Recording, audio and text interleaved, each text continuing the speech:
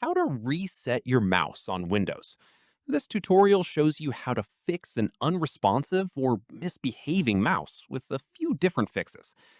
First, unplug your mouse. If it's wireless, remove and reinsert the batteries or the USB receiver. After that, plug your mouse back into a different USB port. From there, if it's still not working, right-click the Start button. At this point, click Device Manager. Expand mice and other pointing devices. In the next step, right-click your mouse and click Uninstall Device. Following this, click Uninstall again to confirm. Once done, restart your PC to let Windows reinstall the mouse driver automatically.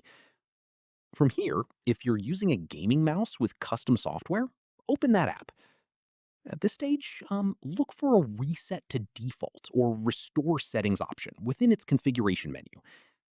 Keep in mind, resetting through the manufacturer's software restores DPI, button mapping, and lighting back to factory defaults, separate from the Windows driver reset.